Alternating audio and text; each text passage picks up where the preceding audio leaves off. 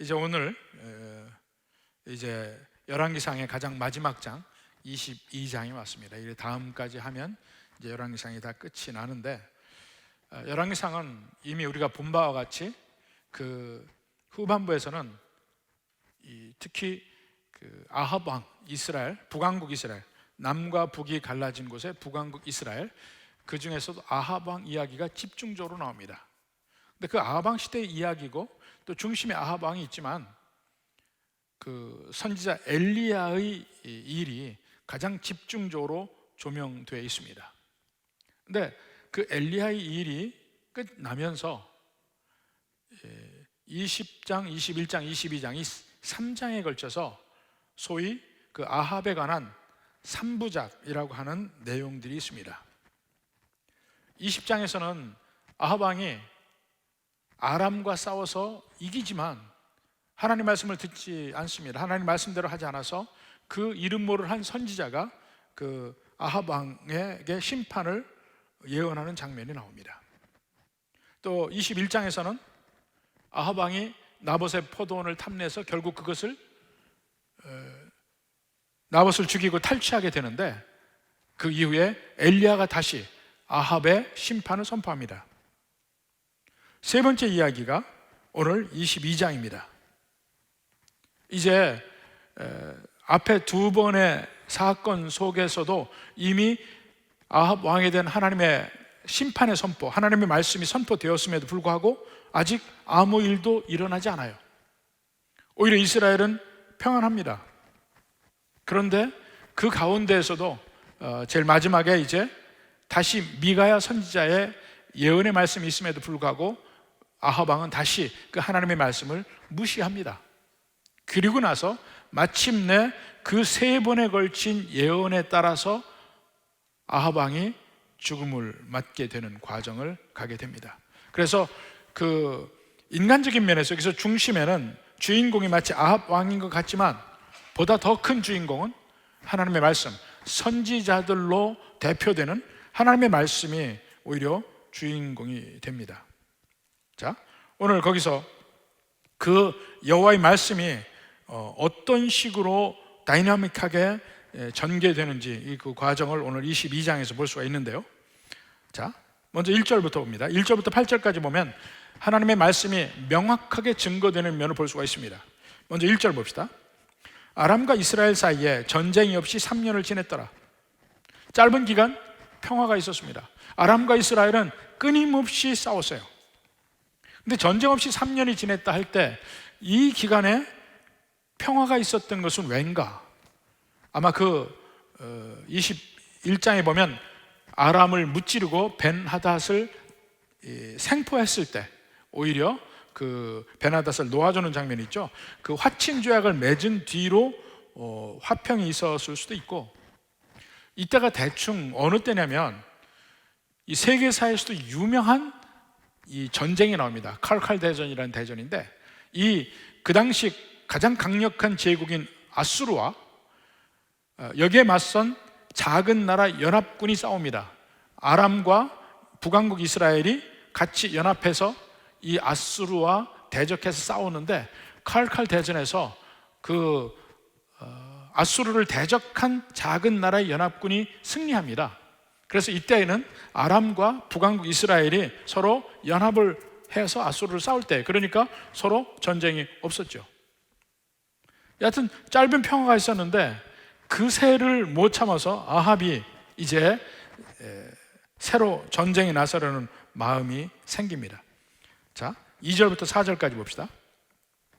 셋째 해에 유다의 여호사밧 왕이 이스라엘의 왕에게 내려가매. 여기서 내려간다고 얘기하고 있죠. 그러니까 사실 성경에서의 모든 중심은 예루살렘입니다. 그러니까 예루살렘은 가장 예루살렘으로 가는 길은 지리적인 면에서도 높이도 있지만 정신적인 면에서 가장 높은 곳에 있기 때문에 거기 예루살렘은 항상 올라간다고 표현합니다. 남쪽에서 북쪽으로 가도 올라간다고 하고, 북쪽에서 남쪽으로 가도 예루살렘으로 가면 올라간다고 합니다. 그 우리나라도 마찬가지예요. 상경한다고 그러죠. 서울로 올라가는 겁니다.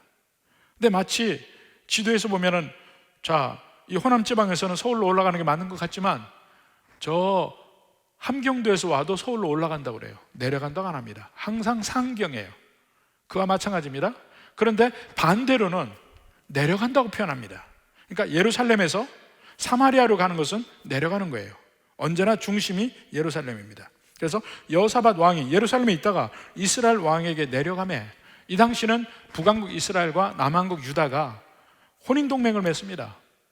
그러니까 이 아하방의 아들 아하방의 딸 아달랴와 여호사밧의 아들 여호람과 혼인을 맺습니다. 바로 이것 때문에 남왕국 유다도 혹독한 어려움을 겪게 됩니다. 이 아달랴 때문에 전부 그 이방신을 섬기는 이방인의 혈통들이잖아요. 근데 하여튼 여호사밧과 아람이 서로 사돈간이죠. 그러니까 사돈이면서 서로 좋은 관계에 있습니다. 그래서 여호사밧 왕이 이 사마리아로 갔습니다. 3절에 이스라엘의 왕이 그의 신하들에게 이르되 길르앗 라못은 본래 우리의 것인 줄을 너희가 알지 못하느냐. 그때 이제 여호사밧과 같이 있으면서 아합 왕이, 여기 이스라엘 왕이라고 나오는데 아합 왕이죠. 아합 왕이 자기 신하들에게 이야기합니다. 길르앗 라못은 원래 우리 것인데 우리가 다시 아람 왕의 손에서 다시 찾아야 되겠다 이야기합니다. 그러니까 4절에 여호사밧 왕이 보면서 말합니다. 여호사밧에게 이르되, 아합 왕이 여호사밧에게 이르되 당신은 나와 함께 길르앗 라못으로 가서 싸우시겠느냐.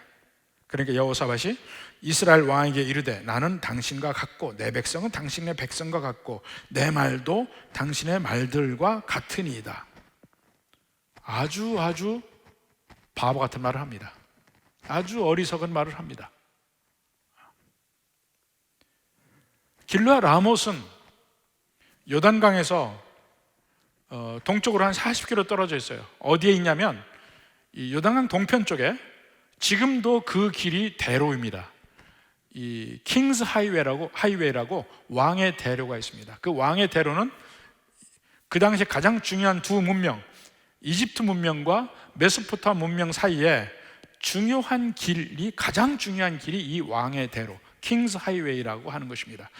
여기 이쪽으로 모든 물품, 캐러반, 향신료 대상들이 이 길을 지나갔습니다. 그래서 이 길 중간중간에 그들의 숙소, 그들을 보호하는 성, 그리고 그들이 통행세를 내는 곳, 이런 곳들이 있습니다. 그러니까 그 길 선상에 있는 성읍들은 다 이 왕의 대로를 통해서 오르락 내리락 하는 대상들을 통해서 먹고 살고 돈을 벌었습니다. 그러니까 지금도 남아있는 그 요르단의 페트라라는 성도 바로 그곳에 나바티안이라는 그 부족이 살았는데 그들이 아주 융성한 것이 바로 그들이 왕의 대로 옆에서 그 왕의 대로를 컨트롤했기 때문에 그렇습니다. 근데 이 길르앗 라못이 바로 그 왕의 대로에 있는 성읍입니다. 이것을 차지하면 돈방석에 앉는 거예요.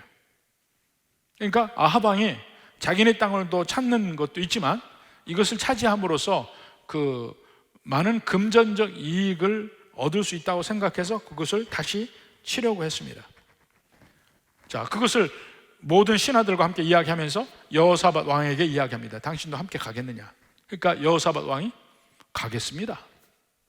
그에게도 바로 그 말 때문에 죽음 직전에까지 가는 일이 벌어지게 되죠. 자, 그러면서 여호사밧 왕이 이제 제안을 합니다. 선지자에게 먼저 묻고 가자.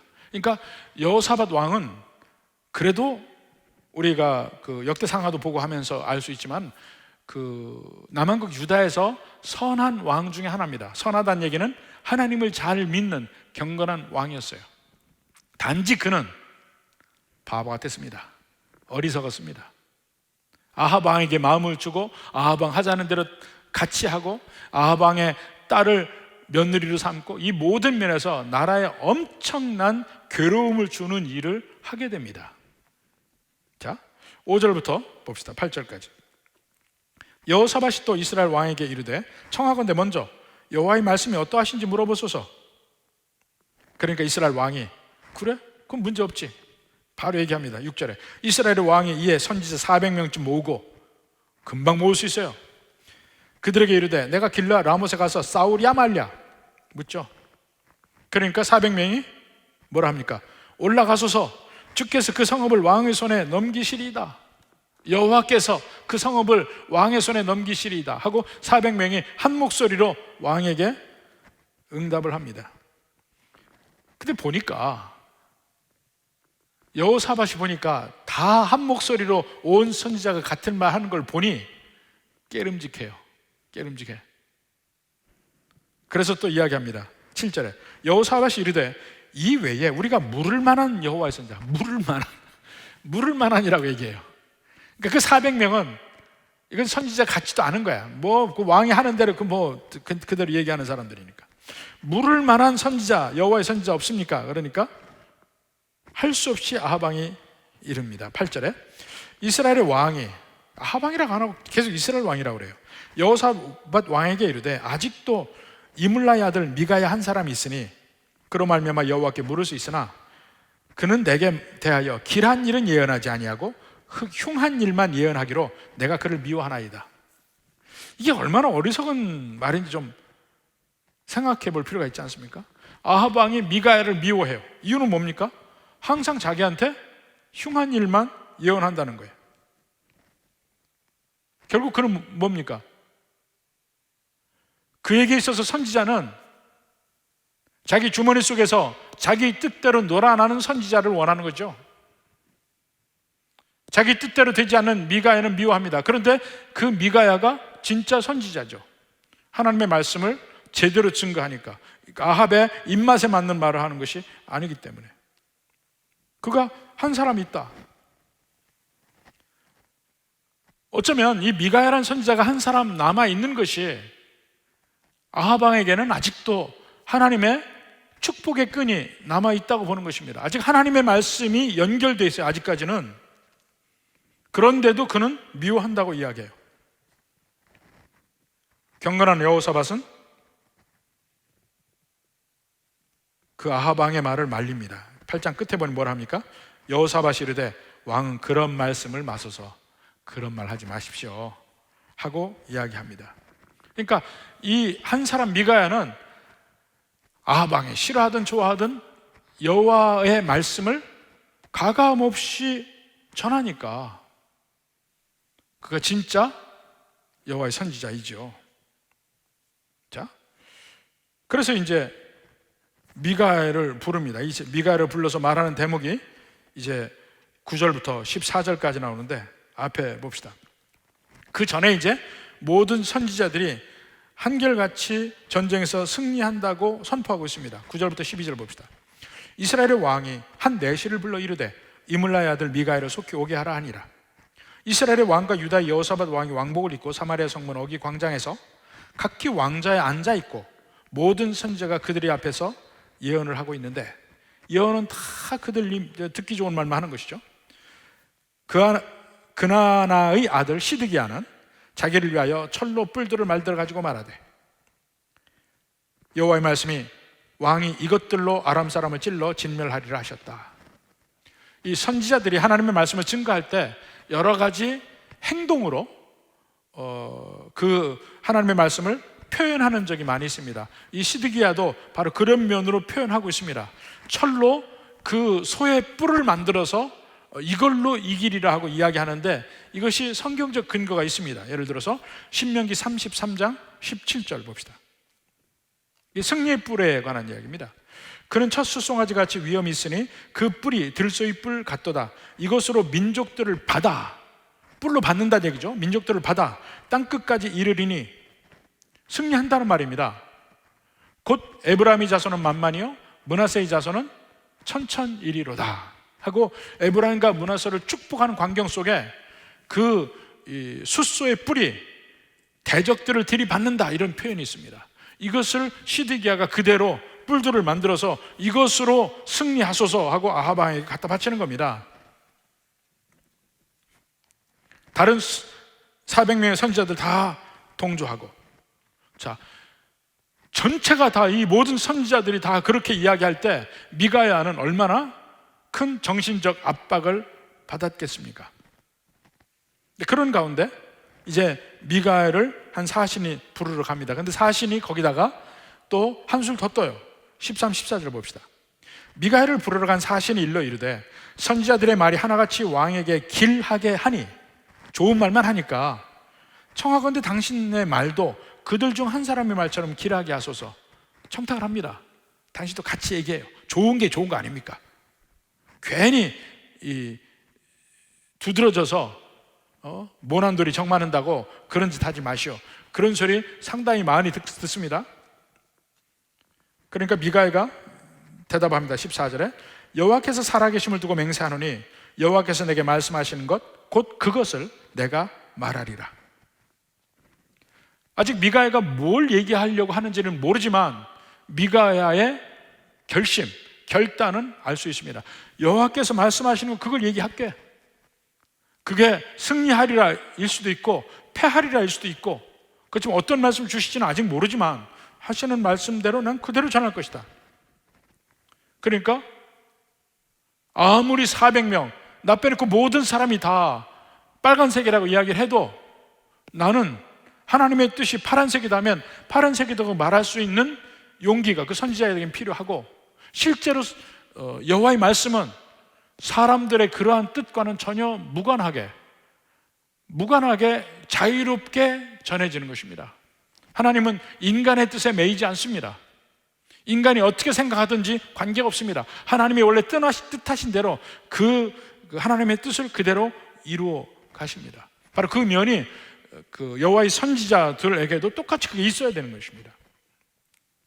그러니까 미가엘을 통해서 참된 선지자의 모습도 보여주고, 오늘날 말씀을 증거하는 모든 목사들의 참된 모습도 보여주는 것입니다. 우리가 어려움을 겪으면서 주변 사람들의 진면목을 많이 보게 됩니다. 아무리 가까웠던 사람도 대세 흐름에 따라서 같이 뒤집고 배신하고 그런 면들이 너무나 많이 있습니다. 그걸 잘 볼 수 있어요.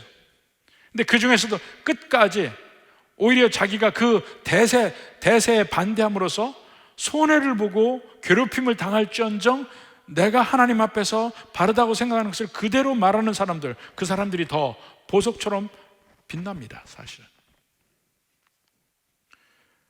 또 교회적으로도 어려움을 겪을 때 얼마나 많은 사람들이 다 한쪽으로 우르르 서로의 그 친분 관계로 뭉칩니까?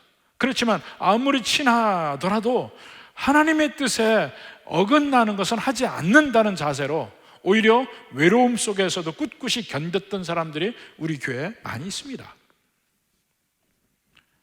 바로 이 미가야 같은 사람들이라고 생각을 합니다. 그리고 목사들이 하나님 말씀을 증거할 때 있는 그대로 전하면은 이것 때문에 마음에 거리낌이 되는 사람들이 있을 수도 있어요. 어떤 때는. 그렇다고 그 말씀을 전하지 않으면 어떻게 됩니까? 바로 이 400명의 선지자처럼 됩니다. 사람들이 좋아하는 말, 간혹요, 목사님 내내 말이 없다가 어느 때 갑자기 목사님 참 은혜 받았습니다 하고 얘기하면 색안경 끼고 봅니다. 저는. 왜? 은혜 받았습니다. 그 의미가 뭡니까? 대개 자기에게 적용되는 말이 아니에요. 내가 저 사람한테, 저 집사에게 해주고 싶은 말을 목사님이 똑같이 해서 너무 좋았습니다. 그게 목사님 은혜 받았습니다. 자기에게 적용되는 말이 아니에요. 내가 저놈에게 해줄 말을 그대로 목사님 해주니까 너무 후련합니다. 그게 은혜 받았습니다. 아닙니까? 내 입맛에 맞는 말을 할 때 은혜 받았습니다고 얘기해요. 근데 하나님의 말씀은 거기에 국한되거나 거기에 거리끼지 않습니다.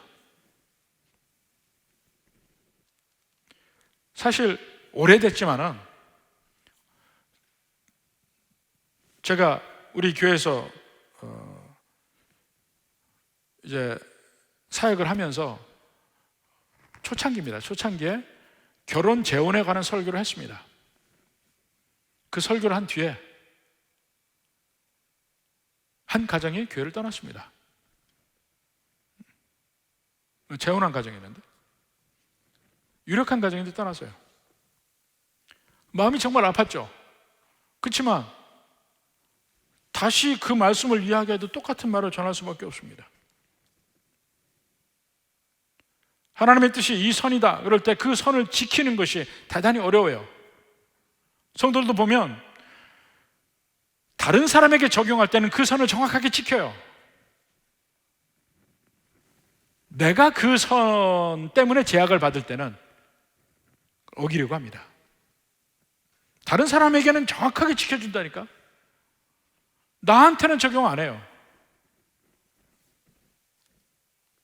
그런데 그것이 당신에게도 적용이 됩니다 하고 이야기할 때 엄청 저를 힘들게 한 일이 한두 번이 아닙니다. 그래도 하나님의 말씀은 하나님의 말씀이에요. 그대로 하는 것이 진짜 참된 하나님의 목자, 하나님의 목사들의 해야 될 일이라고 생각합니다. 명명백백하게 미가야 선지자는 그들 400명이 뭐라고 얘기했던 나는 하나님께서 하시는 말씀을 전하리라 그 각오로 이야기를 합니다. 자, 이제 드디어 미가야 선지자가 아합 왕 앞에 나왔습니다. 15절부터죠. 자, 15절 봅시다. 이에 왕에게 이르니 왕이 그에게 이르되 미가야야 우리가 길라 라못으로 싸우러 가라 또는 가랴 또는 말랴. 똑같이 묻습니다. 다른 400명 선지자에게 묻듯이. 그가 왕께 이르되 올라가서 승리를 얻으소서 여호와께서 그 성읍을 왕의 손에 넘기시리다. 조금 그런 식으로 얘기한 거예요. 뭐냐면 빈정거리듯이. 어쩌면 쳐다도 안 보고 얘기할 겁니다. 가십시오. 가시면 승리하실 겁니다. 근데 그 모습을 보면 진심에서 나오는 말이 아니라는 걸 알 수 있을 거예요. 근데 그가 왜 마음에도 없는 말을 왜 이 말을 할까요? 미가 선지자가 무슨 말을 하든 아합 왕은 자기 뜻대로 할 거니까. 결국은 아합 왕은 묻기는 묻는데 자기 뜻대로 한단 말입니다. 보세요. 우리 실제 세상 돌아가는 일에서도 그런 일들이 자주 벌어집니다. 대표적인 예가 사장님이 중국집에 직원들을 다 데리고 가서 마음껏 시켜. 근데 나는 짜장면. 그 직원들이 짜장면 짬뽕 말고 더 시킬 수 있는 게 뭐가 있습니까? 다 마음대로 시켜. 근데 난 짜장면. 회의를 합니다. 회의할 때 다 의견이 뭐예요? 다 물어봐요. 그래 놓고 마지막에 자기 뜻대로 해. 그런 일이 많죠. 묻긴 다 물어요. 자기 뜻대로 해. 왜 물어 왜? 아합이 그런 식이에요. 본사에서 아무리 이러이러한 명령을 시달을 해도 지점에서 지부에서 자기 마음대로 하면 본사의 명령이 무슨 명령이 나오든 무슨 상관이에요. 마치 이런 식이에요. 그러니까 그런 면을 지적하는 면에서 빈정거리고 미가야 선지자가 이야기합니다. 왕 올라가세요. 다 이길 겁니다. 그러니까 그걸 뻔히 알고 왕이 대답합니다. 16절에 왕이 그에게 이르되 내가 몇 번이나 내게 맹세하게 해야 내가 여호와 이름으로 진실한 것으로만 내게 말하겠느냐. 이러고 보니까 그 전에도 미가야 선지자가 한두 번 그런 게 아니에요. 몇 번이나. 그 전에도 계속 그러더니 오늘 또 너 똑같이 그러냐? 맹세시켜야 너 진실을 말할 거지. 그 전에 꼭 그런 식으로 아합 왕이 원하는 걸 먼저 빈정거리고 얘기하다가 맹세시켜서 얘기하면 그때 비로소 진실을 얘기했단 말이에요. 그 전에도 똑같은 패턴이 지금 계속되고 있는 겁니다. 다시 맹세해서 제대로 한번 얘기해라. 그러니까 드디어 미가야 선지자가 제대로 진실된 예언을 합니다. 17절부터 봅시다. 17절부터 23절까지. 그가 이르되 내가 보니 온 이스라엘이 목자 없는 양같이 산에 흩어졌는데 여호와의 말씀이 이 무리에게 주인이 없으니 각각 평안히 자기 집으로 돌아갈 것이나 하셨나이다. 이 무리의 주인이 없다는 말이 뭡니까? 왕이 없어진다는 거죠. 왕이 죽을 거라는 얘기죠. 대놓고 얘기합니다. 그러니까 이스라엘 왕이 대답을 합니다. 18절에 계속 아합 왕이라는 말이 안 나와. 이스라엘 왕이라고 그래요. 이스라엘의 왕이 여호사밧 왕에게 이르되 저 사람이 내게 대하여 길한 것은 예언하지 아니하고 흉한 것을 예언하겠다고 당신에게 말씀하지 아니하였나이까. 봐요 또 흉한 거 얘기하지. 길하고 흉한 것이 중요한 게 아니고 이것이 여호와의 말씀이냐 아니냐 하는 것이 더 중요한 얘기 아니에요? 길한 것만 원해. 근데 생각해 보면 제가 전번에도 한번 말씀드렸죠. 제가 예수님 믿기 전에는 전보로도 다녔다고. 제가 대학 때도 전보로 다닌 적이 있어요. 근데 전보로 가면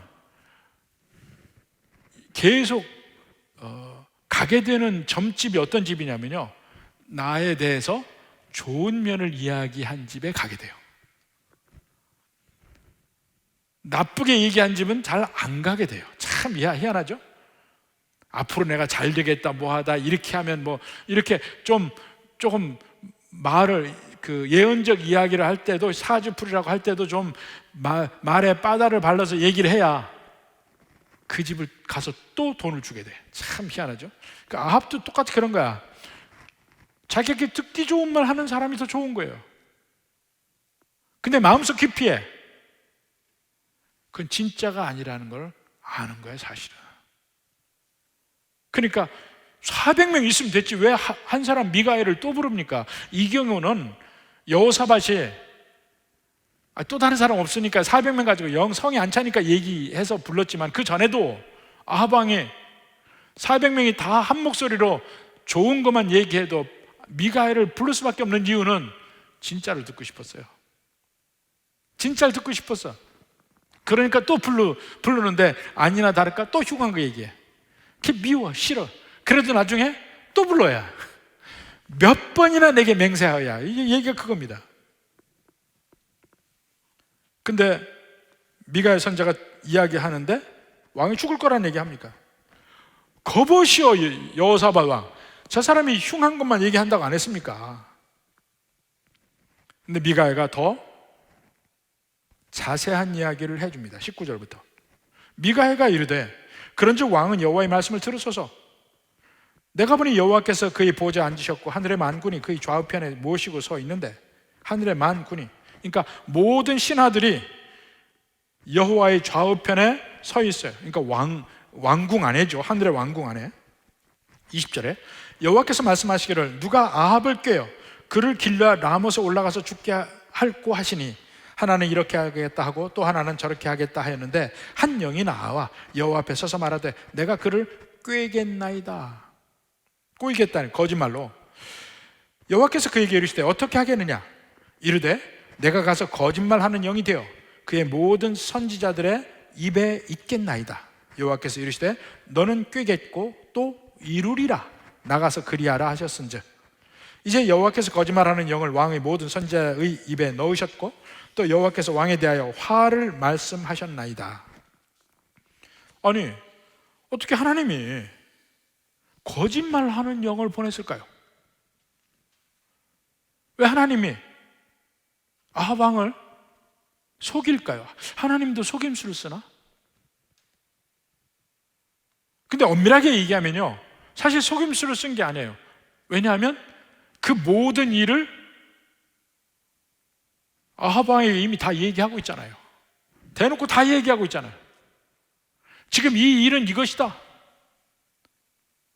네가 깨달아야 된다 한 얘기를 합니다.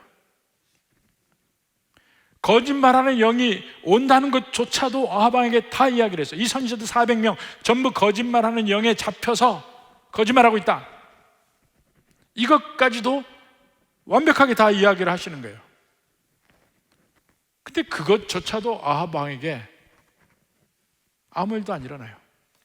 듣질 않아. 그러니까 그 예언하는 사람들은 그것이 참 조심을 해야 합니다. 왜냐하면 이 400명의 선지자들 자기가 하나님의 영을 받아서 하나님의 뜻 안에서 예언을 한다고 하는데 다 그게 거짓말이라는 얘기 아니에요. 잘 생각해 봐야 합니다. 사실은 판단을 아주 잘할 필요가 있습니다. 오늘의 예언의 은사도 마찬가지예요. 자, 그러니까 그 400명 중에 또 힘 있는 사람이 나와서 미가야를 창피를 줍니다. 미가야를 굴욕적으로 만듭니다. 그런데 사실은 그것이 미가야를 굴욕적으로 만드는 것이 아니고, 미가야는 결국 하나님 말씀을 증거하는 거니까 결국 여호와 하나님의 말씀을 굴욕시키는 것과 같아요. 24절부터 28절까지 봅시다. 그나나의 아들 시드기야가 가까이 와서 미가야의 뺨을 치며 이르되, 미가야가 뺨을 맞았습니까? 여호와 하나님의 말씀이 뺨을 맞은 겁니다. 여호와의 영이 나를 떠나 어디로 가서 내게 말씀하시더냐? 그러니까 미가야가 이르되, 내가 골방에 들어가서 숨는 그날에 보리라. 기다려보라, 나중에 알 거다 겁니다. 기다려보라, 나중에 알 거다. 이스라엘 왕이 이르되, 미가야를 잡아 성조 아몬과 왕자 요아스에게로 끌고 돌아가서 말하기를, 왕의 말씀에 이놈을 옥에 가두고 내가 평안히 돌아올 때까지 고생의 뜻과 고생의 물을 먹이게 하라. 감옥에 가둬서 고생하게 하라, 내가 돌아올 때까지.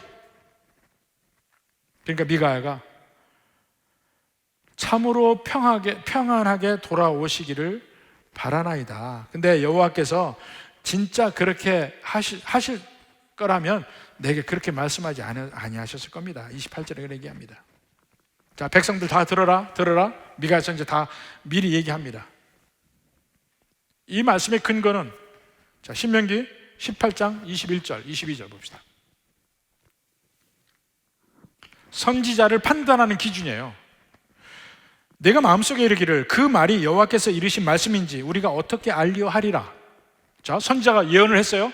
그 말이, 예언의 말이 여호와의 말씀인지 아닌지 어떻게 알 거냐, 이겁니다. 그러니까 22절에 뭐라 합니까? 만일 선지자가 있어 여호와의 이름으로 말한 일에 증언도 없고 성취함도 없으면 이는 여호와께서 말씀하신 것이 아니요 그 선지자가 제 마음대로 한 말이니 너는 그를 두려워하지 말지니라. 그러니까 선지자의 말이라도 어떤 때는 하나님 말씀 그냥 전할 때 있습니다. 그런데 어떤 때는 인간의 말이 나와요. 그 예언자가 의도하지 않았더라도 이렇게 거짓 영에 속아서 잘못된 말을 할 수도 있고, 심지어 어떤 때는 의도적으로 이 예언자의 권위로 자기 말을 강압적으로 상대편에게 굴복시키는 목적으로 사용하는 적이 있습니다. 근데 그것이 두고 보라, 나중에 그대로 이루어지는지 아닌지 보고 그대로 안 이루어지면 그 사람 무시하라, 그렇게 얘기합니다. 미가야가 똑같이 얘기하는 겁니다. 기다려, 왕이 평안히 돌아오는지 안 하는지 한번 그때 보자, 이겁니다.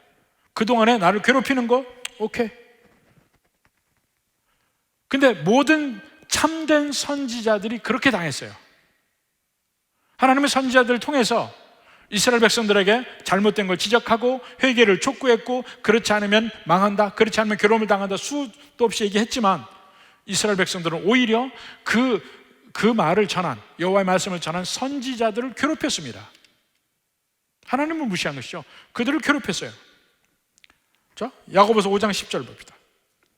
형제들아, 주의 이름으로 말한 선지자들을 고난과 오래 참음의 본으로 삼으라. 주의 말씀을 증거한 선지자들은 고난을 당했고 오래 참을 수밖에 없었어요. 왜냐하면 하나님의 말씀은 좀 더 기다려야 되니까. 미가야가 감옥에서 고생의 떡과 물을 마시면서 기다린 것처럼 모든 하나님의 말씀을 증거한 선지자들은 그렇게 참고 기다릴 수밖에 없고 괴로움을 당할 수밖에 없었다는 것입니다. 왜냐하면 그 말씀을 전한 대상인 그 사람들이 오히려 하나님의 말씀을 전했다는 것은 사랑의 뜻이거든요. 돌이켜서 복된 길 가라 하는 것인데 그것을 싫어하고 오히려 전한 그들을 괴롭게 한다. 나가서 전도해 보십시오. 좋았던 관계도 깨집니다. 저도 처음에 예수님 믿고 같이 공부하던 친구들 전도하는데요, 오히려 그들과의 관계만 더 깨지더라고요. 그래서 나중에는 너무 힘들어서 전도하지 말까 하는 생각도 했어요. 전도하지 않으면 저 사람들 나하고 참 좋은 관계의 사람들인데, 좋은 관계로 재미있게 살 텐데, 전도하니까 꼭 모여도 나만 쏙 빼놓고 모이고, 이제는 나를 봐도 못 본 척하고 안 만나려고 하고, 그런 일들이 벌어지더라고요.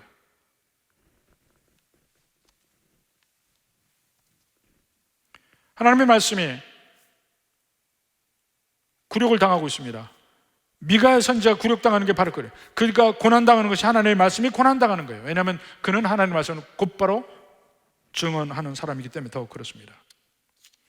그럼에도 불구하고 때가 되면 마침내 하나님의 말씀이 마침내 이루어지는 겁니다. 한번 보십시다. 29절부터. 이스라엘 왕과 유다의 여호사밧 왕이 길르앗 라못으로 올라가니라. 드디어 이제 전쟁을 해요. 그러니까 그 앞에 예언을 하고 뭐 한 거, 미가야 선지자의 예언, 아무런 소용없어요. 묻긴 물었어요. 여호사밧 왕이 있기 때문에. 그렇지만 그 미가야 선지자의 예언은 아무것도 아닌 거예요. 그냥 버리고 가는 거예요. 30절에 이스라엘 왕이 여호사밧에게 이르되 나는 변장하고 전쟁터로 들어가려 하노니 당신은 왕복을 입으소서. 이 아합 왕이 미가야 선지자의 말을 무시하고 전쟁터를 나갑니다. 나가는데 그래도 찝찝해. 누가 여러분에게 예언적인 말을 하면요, 에이 그거 아니야 하고 얘기하더라도 속으로 찝찝해. 그래서 나름대로 머리를 쓴 겁니다. 매번 왕은 왕으로 나가야 되죠. 근데 변장을 하고 일반 병사의 옷을 입고 자기 이스라엘 왕의 옷을 여호사밧에게 입힙니다. 근데 여호사밧도 보면 참 답답한 사람이에요. 그걸 입으라고 또 입어. 자, 참 답답한 사람이야. 이 여호사밧의 답답함은 다음 시간에 더 나옵니다. 입으라고 입어. 그래서 나갑니다. 그러니까 나름대로 아합 왕이 자기 나름대로 계획은 했어요. 또 아합 왕 말고 아람 왕도 계획이 있었습니다. 아람 왕도 그 계획이 31절부터 봅시다. 아람 왕이 그의 병거의 지휘관 32명에게 명령하여 이르되, 자기 부하의 장군들 32명 물러놓고 명령합니다. 너희는 작은 자나 큰 자나 더불어 싸우지 말고 오직 이스라엘 왕과 싸우라. 오직 너희들은 32명, 너희는 이스라엘 왕이 어디는지 봐서 그만 집중적으로 공격해서 그부터 죽이라. 마치 알렉산더 대왕이 페르시아와 전쟁을 할 때 알렉산더 대왕의 작전은 그거였습니다. 알렉산더의 대군은 뭐 3만 정도밖에 안 됐어요. 페르시아는 10만이 넘는 군대였습니다. 엄청나요. 숫자가 절대적으로 열세였어요. 그런데 알렉산더 대왕의 그 작전은 뭐냐? 여러 가지 양동책을 쓰면서 페르시아 왕에게 가는 길이 열리게 만들었습니다. 이쪽으로 치고 이쪽으로 치니까 양쪽 병사가 갈라져서 가운데 길이 열리는 조그만 틈을 사용해서 집중적으로 페르시아 왕만 집중 공격을 했어요. 그래서 페르시아 왕이 도망을 갑니다.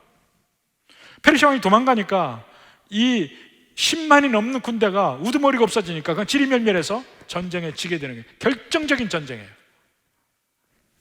우두머리만 잡으면 된다 그래요. 아람 왕도 그 계획을 똑같이 세웠어요. 알렉산더보다 훨씬 전이죠. 그 계획을 세웁니다. 이스라엘 왕만 잡아라. 자, 그래서 그 지휘관들이 이스라엘 왕만 잡습니다. 32절부터 병거의 지휘관들이 여호사밧을 보고 그들이 이르되 이가 틀림없이 이스라엘 왕이라고 돌이켜 그와 싸우리 한즉 여호사밧이 소리를 지른지라. 뭐라고 소리 질렀겠어요? 나는 이스라엘 왕이 아니야 하고 얘기한 거죠. 나는 아니야. 옷도 벗고 막 이랬을 겁니다. 아니네? 그거 어디 갔지? 아람 왕의 계획도 실패로 돌아갑니다. 33절에 병거의 지휘관들이 그가 이스라엘의 왕이 아님을 보고 쫓기를 그치고 돌이켰더라. 자,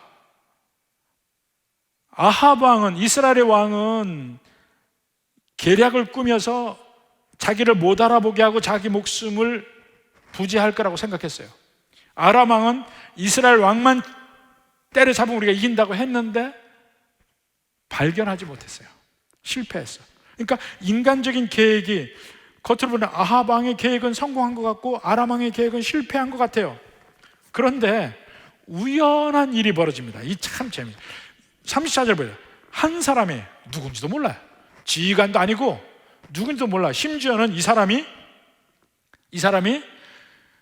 아람의 병정인지 이스라엘의 병정인지조차 몰라요. 한 사람이 그냥 화살을 쐈어요. 무심코 화살을 당겼으니까 어디 누구를 맞춘다고 쏜 게 아니야. 저쪽에다 그냥 화살을 쏜 거야. 근데 그 화살이, 무심한 화살이 가서 아합 왕의 갑옷의 솔기에 들어갔어요. 그게 무슨 소리냐면, 누구보다 아합 왕은 갑옷은 잘 입었죠. 그 갑옷이 뭡니까? 어떤 화살이 들어와도 막을 수 있는 갑옷이에요. 근데 정말 우연치 않게 갑옷이 이렇게 비늘식으로 되어 있는데 비늘 사이에 약간 뚫어진 데가 있습니다. 그 절대로 거긴 사실 맞을 데가 아닌데 이상하게 그 사이에 화살이 휘짓고 들어가서 그 사이에 들어가서 화살이 맞은 거예요. 살에. 정말 일어날 수 없는 일이 일어난 겁니다. 갑옷 솔기를 맞힌지라, 그 틈새를 맞힌지라 화살에 맞았어요. 자, 일단 화살에 맞았으면 이제 빨리 전장에 나와 치료를 해야 돼. 지혈부터 해야 돼. 근데 하도 전투가 심해지니까 이 병거가, 아합 왕의 병거가 전장 밖으로 나갈 수가 없어요. 그러니까 계속 거기서 방어해가면서 피를 계속 흘리고 치료를 하지 못하고 시간이 흘러서 결국 과다출혈로 그 자리에서 죽게 되는 겁니다. 참 기가 막히죠. 이게 그냥 죽을 일이 아니었어요. 화살을 맞을 수도 없었고, 맞았더라도 바로 그 뒤에 치료를 하면 될 일인데 치료도 못해. 왜냐하면 나갈 수가 없어. 전장 밖으로. 묘하게 있어서 35절 봅시다. 이날의 전쟁이 맹렬하였으므로, 그러니까 이 34절 후부터, 내가 부상하였으니 내 손을 돌려 내가 전쟁터에서 나가게 하라. 전쟁에서 나가야 돼. 전장터에서. 네, 35절에 이날의 전쟁이 맹렬하였으므로 왕이 병거 가운데 붙들려 서서 아람 사람을 막다가 저녁에 이르러 죽었어요. 나가질 못한 거야. 피는 계속 흘리고 결국 병거 바닥에 흥건히 피가 고이고 과다출혈로 죽었습니다. 그래서 해질녘에 진중에서 외치는 소리가 있어 이르되 각기 성읍으로 또는 각기 본향으로 가라. 이것은 이제 남은 장군들이 한 얘기겠죠. 왕이 죽었는데 뭐 할 거예요?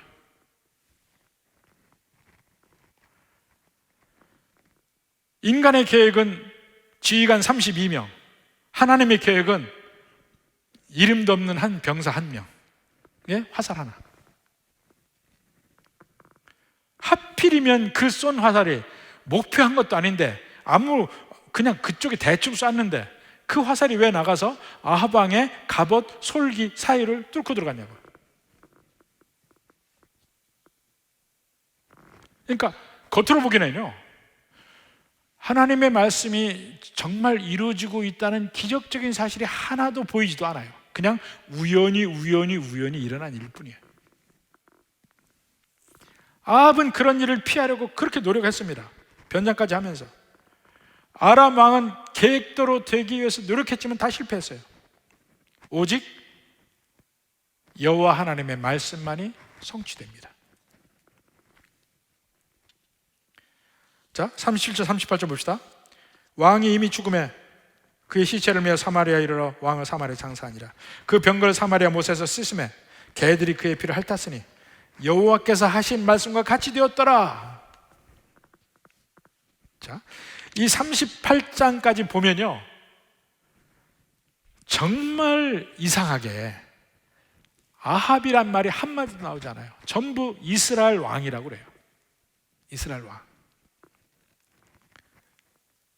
하나님에게는 아합이란 이름조차도 알 필요도 없어. 그냥 이스라엘 왕이야. 근데 가장 핵심적인 말이 그겁니다. 여호와께서 하신 말씀과 같이 되었더라. 지금 그 아합 왕에 관한 3부장, 20장, 21장, 22장이 3부작에서 계속 여호와의 말씀이 있었습니다. 20장 42절, 이름 없는 선지자가 하는 말입니다. 그가 왕께 아뢰되 여호와의 말씀이 내가 멸하기로 작정한 사람을 내 손으로 놓았은즉 내 목숨은 그의 목숨을 대신하고 내 백성은 그의 백성을 대신하리라. 이 말이 이루어진 겁니다. 아합 왕의 죽음으로. 또 21장 19절에 엘리야의 말입니다. 너는 그에게 말하여 이르기를 여호와의 말씀이 내가 죽이고 또 빼앗았느냐 하셨다 하고, 또 그에게 이르기를 여호와의 말씀이 개들이 나봇의 피를 핥은 곳에서 개들이 내 피 곧 내 몸의 피도 핥으리라. 이 말이 이루어졌단 말입니다. 여호와의 말씀과 같이 되었더라. 또 미가야의 22절 미가야의 예언. 이렇게 그 3부작에서 한 모든 선지자들의 각각 한 말들이 그대로 마침내 이루어집니다. 전쟁 속에서 우연히. 그런데 그것이 사실 생각해 보면 우연히 일어난 겁니까? 하나님의 계획대로 일어난 일이죠. 이미 하나님이 이렇게 하시겠다고 얘기한 내용들이, 예언의 말씀들이 그냥 그대로 아합 왕에게 그대로 일어나는 거예요. 그 아합 왕이 누굽니까? 끊임없이 얘기함에도 불구하고 계속해서 그 말씀을 무시한 이스라엘 왕. 그의 삶에 이루어집니다. 드디어 하나님의 심판이 결국 이루어졌어요. 근데 하나님의 심판이 이렇게 계속되다가 이루어진 것도 보지만, 동전의 앞뒷면과 같은 것도 뭐냐면, 하나님의 소망의 말씀도 계속해서 말씀되어지는 것은 반드시 나중에 이루어진다는 거예요. 소망이든 심판이든 하나님이 하신 말씀은 반드시 이루어진다는 거예요. 그리고 그 간격은 지연되고 있습니다. 지연되고 있어요. 그 지연되는 가운데 수없이 많은 선지자들이 고난을 받고 고통을 받고 어려움을 겪고 참고 기다려야만 해. 그것이 믿음의 생활이에요. 마지막에 39절 40절에 보면 마지막 에필로그 식으로 나오는데, 아합이란 말이 비로소 나옵니다. 이때. 그런데 정말 무심하게 나와요. 하나님 말씀이 무심하게 나와요. 아합의 남은 행적, 그가 행한 모든 일, 그가 건축한 상하궁, 상하로 궁을 만들었으니 얼마나 귀하겠습니까? 그가 건축한 모든 성읍은 이스라엘 왕 역대 지략에 기록되지 아니하였느냐. 근데 성경에 기록할 일은 아니에요. 하나님 말씀에서 기록할 일은 아니에요. 하나님은 그가 한 일, 그가 이룬 업적, 그가 세운 건축물 관심 없어요. 그냥 죽었더라요. 세계사적으로 아합 왕 물론 대단한 왕입니다. 칼칼 대전에서 아수를 이긴 왕이니까. 이스라엘에 그만큼 일반 세계사적으로 강력한 왕은 별로 없었습니다. 그럼에도 불구하고 여호와 하나님은 그런 일에 관심이 없어요. 칼칼 대전 성경에 나오지 않아요. 세계사에서는 대표적으로 나옵니다. 성경에는 안 나와요. 아합이 이룬 거. 아합이 매년 금년에 우리 이스라엘의 그 목표는 이것이다 했을지도 모르죠. 옛날에 우리 그런 일이 있었거든요. 뭐 금년에는 수출 1억 불이 목표다, 뭐가 목표다, 뭐 새마을운동 목표, 뭐 이런 게 있는데, 그 나라의 전체 가고자 하는 목표와 지표 있잖아요. 아합 왕도 그렇게 했을지도 모르죠. 그의 정책에서 국방 정책이 어떻게 됐는지, 또 식량 증산 정책은 뭐였는지 다 나름대로 왕으로서 정책이 있었겠죠. 근데 그런 거는 아무것도 하나님은 알려고 하지도 않아.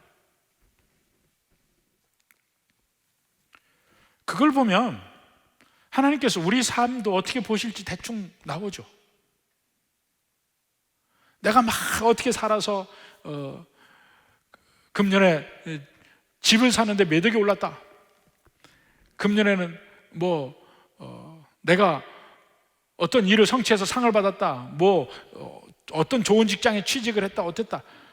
우리 인생의 큰 변곡점들이 계속 나옵니다. 참 다사다난했다. 매년 끝날 때마다 다사다난했다고 해요. 근데 한번 지나보십시오. 매년 다사다난하지 않은 해가 있나? 그리고 그거 10년, 20년 지나고 보면 그야말로 영어로 so what, so what. 그게 뭐 어쩌다는 얘기예요. 정치판에서 계속 싸웁니다. 누가 대통령이 되네, 누가 뭐가 되네, 법무장관 누구네, 막 이게 나오는데 여호와의 말씀대로 하면 그게 뭐 어쨌다는 얘기예요. 하나도 성경에 기록될 얘기가 아니에요. 하나님이 관심을 가지는 얘기가 아니에요. 유일하게 하나님이 관심 가지는 건 뭡니까? 하나님의 말씀이 있고 하나님의 뜻이 있을 때 그 말씀을 너희가 들었느냐 안 들었느냐, 하나님 말씀에 안에 있었느냐 없었느냐, 그것밖에 관심 있는 게 없어요. 아합의 삶에서도 하나님은 아합이 하나님 말씀을 계속 들을 때 그것을 귀 기울여 듣고 순종했느냐 안 했느냐, 그것만 관심 있어요. 그의 정책, 그게 아무 관심 없어요. 우리의 삶도 마찬가지일 거예요. 평생 살면서, 우리 일생을 살면서 결국 천국 갈 때 남은 건 뭡니까? 너에게 여호와 하나님은 어떤 분이었느냐,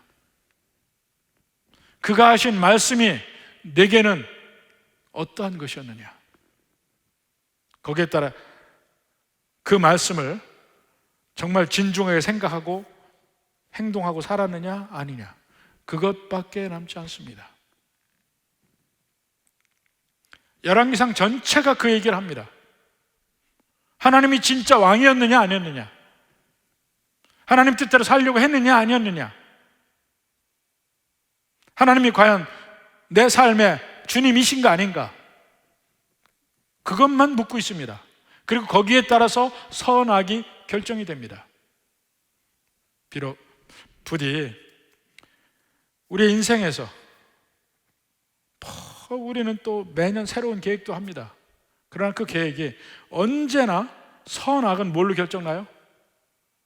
하나님 앞에 나의 자세, 내가 하나님 앞에 어떻게 서느냐, 하나님 말씀을 들을 때의 나의 마음가짐이 무엇인가, 바로 그것으로 우리 인생의 잘잘못이 결정이 납니다.